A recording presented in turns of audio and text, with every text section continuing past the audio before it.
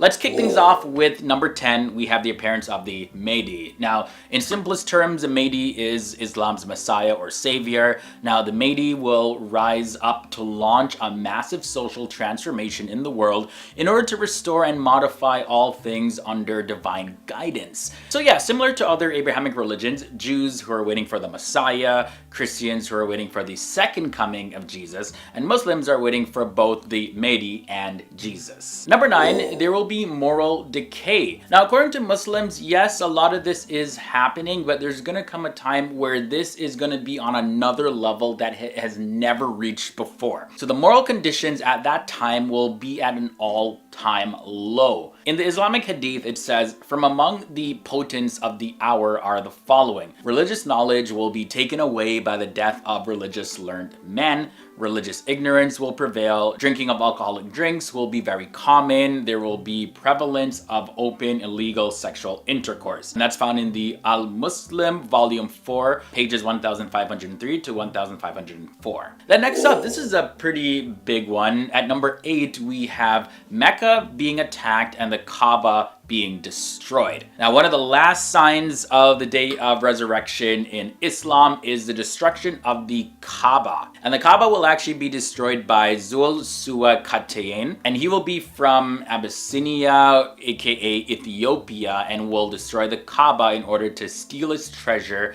and Kiswa, which is the cover of the Kaaba. And the destruction of the Kaaba is actually prophesied to happen after no faithful Muslim remains on the earth. Now, I talked about this briefly when I mentioned the return of the Mahdi, but it's also prophesied that, yes, Jesus will descend from heaven. So Muslims believe that Isa, aka Jesus, did not die on the cross, but that Allah raised him up to heaven, and that he's going to return one day to defeat the Dajjal, which is likened to the Antichrist. So according to the Hadith, Jesus is in the second heaven, and the Prophet Muhammad in this Hadith mentioned this, and I quote, "During the Mi'raj, which is the ascension, I met Isa on the second heaven. I found him of medium stature, reddish white.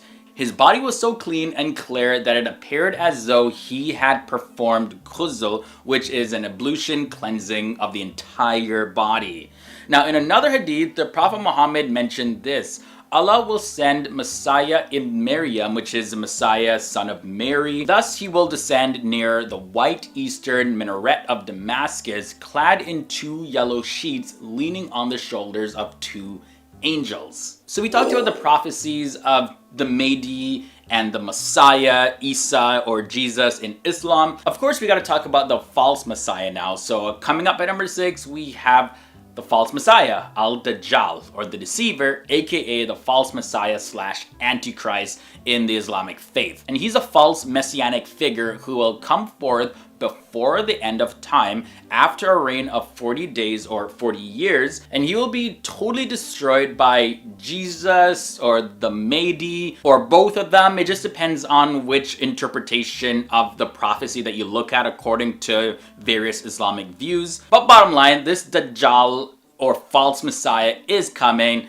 and he's gonna be destroyed. And then after that, the world will submit to God. And Dajjal, by the way, he's a bad brother. He's gonna be performing miracles and deceive a whole lot of people. He's gonna make it appear like he's raising people from the dead. So he's gonna be really convincing, and at this time, it's gonna be such a time of deception that, like, if you're not on your A game, you're gonna be deceived. This guy's gonna be the master deceiver. Now, moving on to number 5, we have the prophecy of Yajuj and Majuj, aka Gog and Magog.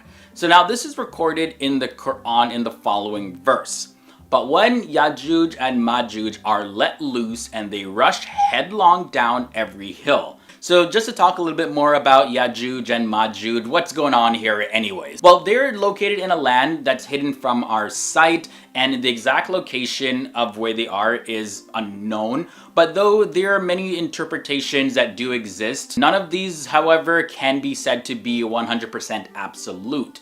But they, the people of Yajuj and Majuj, are human beings, and according to a narration or a hadith, they are the offspring of Japheth, the son of Noah. These guys are so bad, like they can literally drink up a lake so fast, like all the water in the lake, and they just want to destroy people. Like they will destroy any living thing in their path. I ain't trying to see them let loose. No. I'm staying in self-isolation if that's the case. But anyways, guys, moving on to number 4, we have a huge black cloud of smoke that's going to cover the entire earth. So in the Quran, it says, "So be on the watch for a day when heaven shall bring a manifest smoke covering the people. This is a painful chastisement." And that's found in Surah 44 verses 10 and 11. And then the Prophet Muhammad also said, "The hour will not rise until you have seen 10 signs, the rising of the sun from the west and the smoke the beast." And actually, let me just pause the quote right there, because there's a difference of opinion regarding whether or not the smoke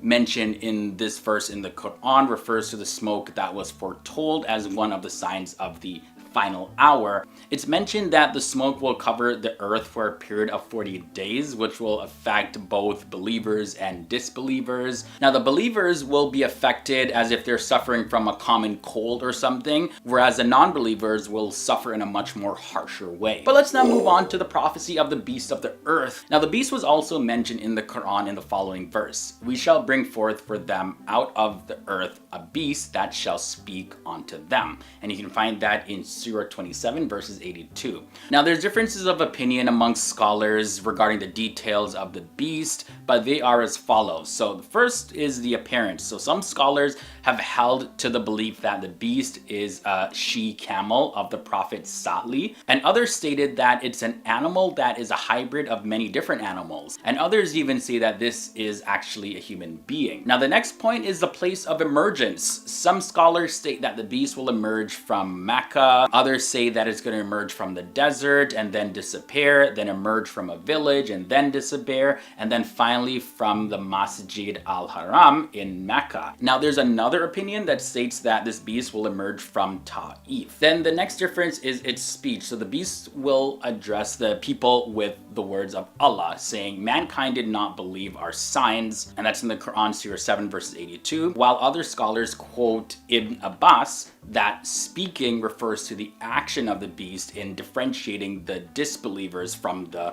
believers. And then the final difference is the role that the beast is going to have. So the beast will be tasked to differentiate the believers from the disbelievers, and Abu Huraira narrates that the Prophet Muhammad said this: "The beast of the earth will emerge and have with it the staff of Moses and the ring of Solomon.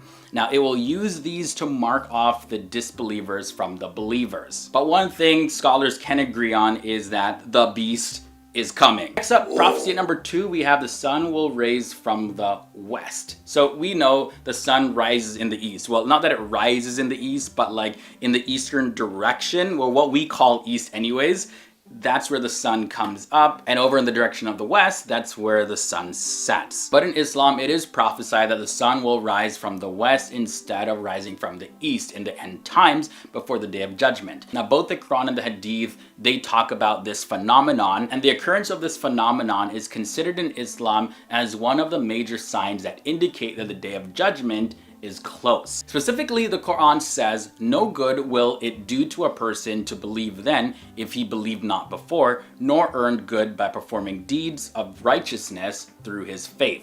And that's found in Surah 6 verses 158. And this verse is believed to be referring to the rising of the sun from the west, according to popular opinion of Muslim scholars. It is also believed that the Prophet Muhammad said that becoming a believer will be of no benefit after the sun rises from the west. And finally, the last prophecy to mention in this episode is the second blow of the trumpet that's gonna sound. So the Prophet Muhammad, he is believed to have said that one who will blow the trumpet has been ready to do this since Allah created him. And in a quote, the Messenger of Allah said, "The gaze of the one who will blow the trumpet has been fixed since he was entrusted with it, looking towards the throne, ready to blow it in case he will be commanded to do so before he blinks, as if his eyes are two shining stars. Now, the majority of the Muslim scholars share the view that the trumpet will be blown twice. Now, on the first trumpet, all creatures will pretty much just pass out, and the second trumpet is a time of resurrection, and this is based on the verse in which the Quran says,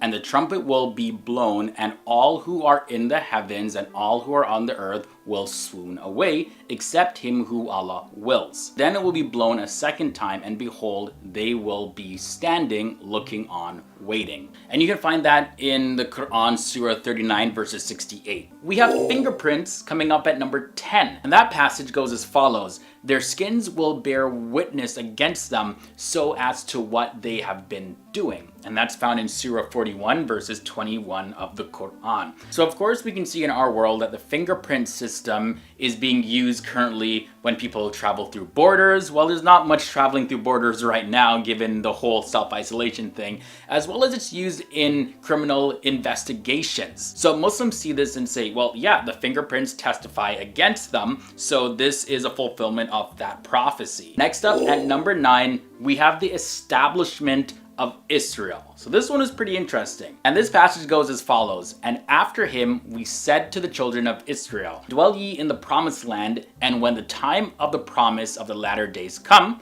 we shall bring you together out of various people." And we currently now have the established nation of Israel. While a lot of people don't consider Israel to be a country, it still is recognized as a legitimate country by nations like the United States. As well as there are various groups of Jewish people who live in the current land of Israel. So for Muslims, this is evidence, especially at the part in the passage that says, "We shall bring you together out of various people." The prophecy at number 8 that's been fulfilled in the Quran according to Muslims is the new transportation systems. There's a verse in the Quran that says, "And when the she camels 10 months pregnant are abandoned." There's another verse that says, "And he has created horses and mules and asses that you may ride them, and as a source of beauty, and he will create what you do not yet know." So of course those were used as methods of transportation back in the day,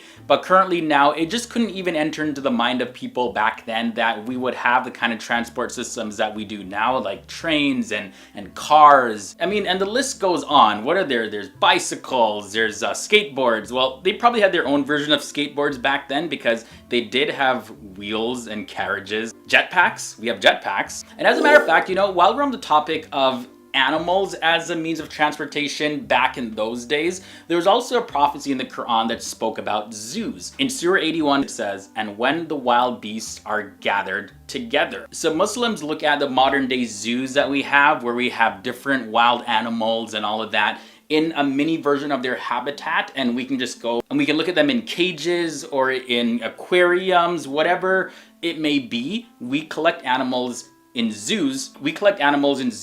All together. The prophecy number 6 is also modern communication systems. Surah 81 says, "And when various people are brought together." So we have all kinds of various transport systems where we can, come together really quickly. And we also have communication systems like cell phones, satellite systems, the internet, all of that. We can actually come together right now. And, especially now we're in self-isolation, quarantine and all that stuff. We can still have Zoom calls with people. Like, I'm still making these videos in self-isolation headquarters, aka my bedroom. I don't know why I always say it like that. And you guys are seeing it from wherever you are. So again, Muslims see this as a fulfillment of that prophecy because, people are being brought together from all around the world. At number 5, we have flying and air traffic systems. So we talked about transport systems, we talked about communication systems, but there's a specific verse in the Quran, Surah 51, "And by the heaven full of tracks." Ooh!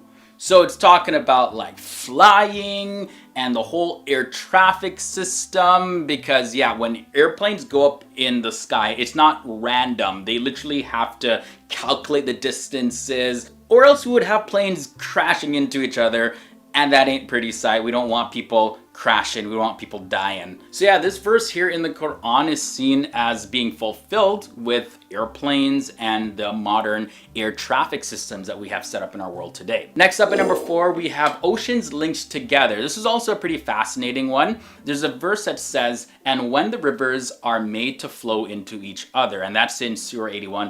And another verse says, he has made the two bodies of water flow. They will one day meet. Between them, there is a barrier. They cannot encroach one upon the other. And also on top of that, there's a third verse, and that goes as follows. And he it is who shall merge the two seas together, this palatable and sweet, that saltish and bitter, and between them he has presently placed a barrier and a massive partition. Now we do see the linking of oceans today, especially over in Panama and Suez Canal. So again, Muslims see this as a fulfillment of that prophecy. And there's also pretty interesting info in those verses, because yes, actually ocean waters, they do have barriers. They never mix in with each other. I actually talked about that in another video, by the way, so I'll do my best to link to it in a playlist. It's going to be in the card section of this episode, or at the very least, I'll link to it down below in the video description section. That one is 10 surprising things mentioned in the Quran. All right, now let's moving on to prophecy number 3 is women's rights. In Surah 81, and it goes like this. And when the female infant buried alive is questioned about,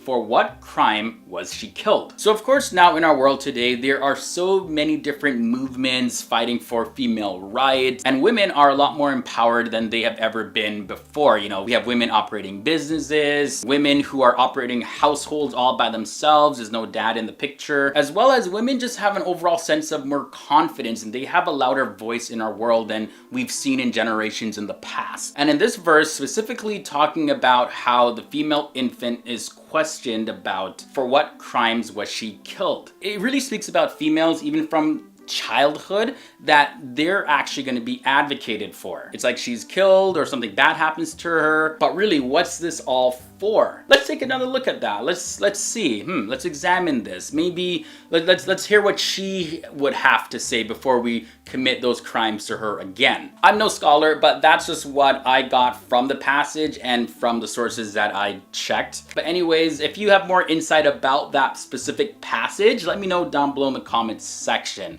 Now moving on to prophecy number 2, genetic engineering. And this is from Surah 4. They will alter Allah's creation.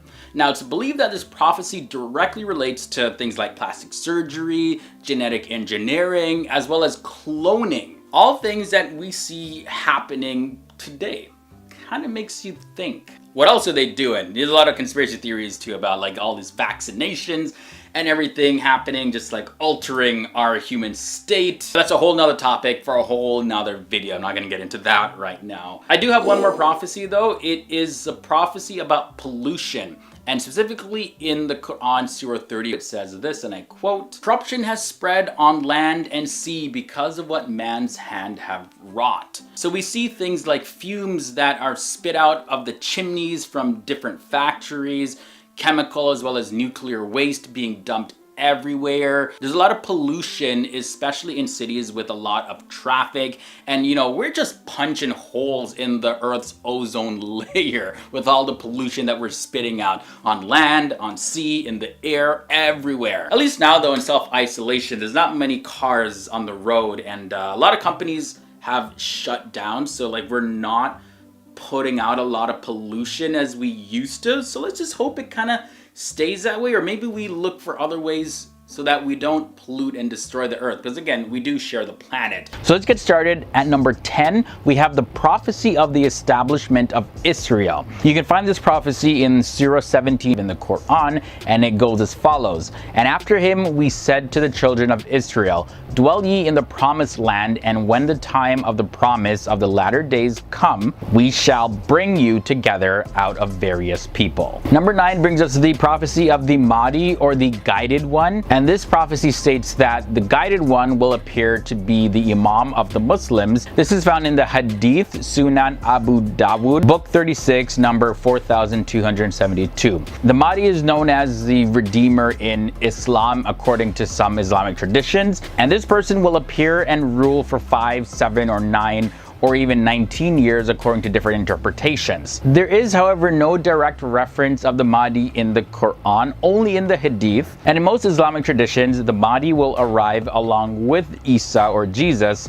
to defeat Dajjal, or the false Messiah. There's also a prophecy of earthquakes. In the Hadith, it says, the hour will not be established till earthquakes will increase in number, and that is found in Bukhari, volume 9, book 88. Yajuj and Majuj is another prophecy at number 7, and this is recorded in the Quran in the following verse. But when Yajuj and Majuj are let loose and they rush headlong down every hill. Specifically, that's in Surah 21. And if you're not familiar, Yajuj and Majuj, they are a group of people that now they're situated in a land that is hidden from sight. It's completely blocked off. And that location that they are specifically is unknown. They're believed to be humans that, according to one narration, are the offspring of one of Noah's sons, known as Yafith or Japheth in English. And Prophet Noah is known as Nu in Arabic. Number 6 brings us a prophecy about STDs that are going to be increasing and spreading in the land rampantly.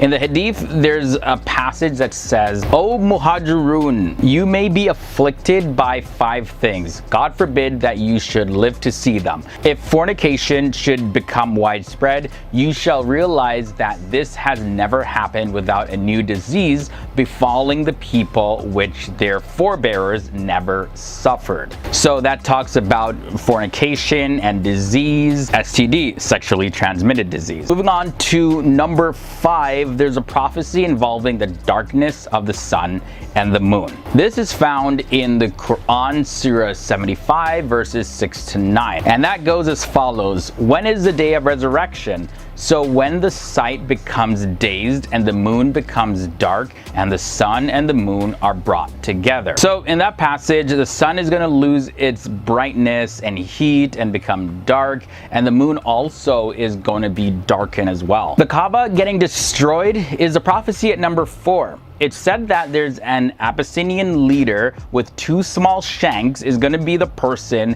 that is going to destroy the Kaaba. Now the Kaaba is, by the way, what Muslims refer to as the house of God. It is located in Mecca, and Muslims every single year perform a pilgrimage known as Hajj, which is one of the 5 pillars of Islam. And this is referred to, by the way, in the Hadith Sahih Muslim, book 41, number 6951. The next prophecy to look at is the sun rising in the west. Islam prophesies that the sun is one day going to rise from the west instead of rising from the east as it normally does. This is going to be in the end times, just before the day of judgment. Both the Quran and the Hadith mention this, and this is actually considered to be one of the major signs that indicate that Judgment Day is really close. There is reference to this in the Quran, and also in the Hadith. It's believed that the Prophet Muhammad said these words: becoming a believer will be of no benefit after the sun rises from the west. For number 2, let's talk about the smoke covering the earth prophecy. Over in the Quran, here's a passage that says this: so be on the watch for a day when heaven shall bring a manifest smoke covering the people.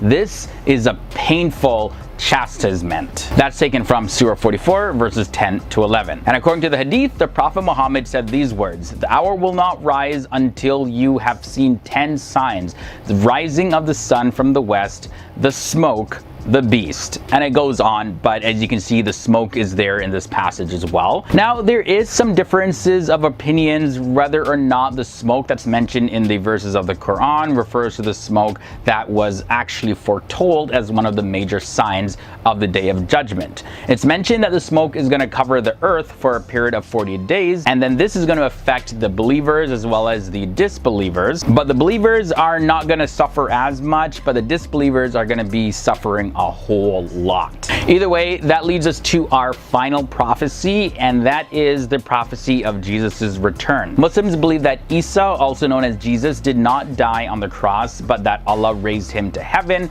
and one day he's going to return to defeat Dajjal, or the Antichrist or false Messiah. According to one hadith, Jesus is now in the second heaven, and the Prophet Muhammad mentioned this: during the Miraj or Ascension, I met Isa on the second heaven. I found him form of medium stature, reddish white. His body was so clean and clear that it appeared as though he had just performed ghusl, which is ablution and cleansing the entire body. And in another hadith, the Prophet Muhammad mentioned, Allah will send Masih ibn Maryam, which is Messiah, the son of Mary. Thus he will descend near the white eastern minaret of Damascus, clad in 2 yellow sheets, leaning on the shoulders of 2 angels.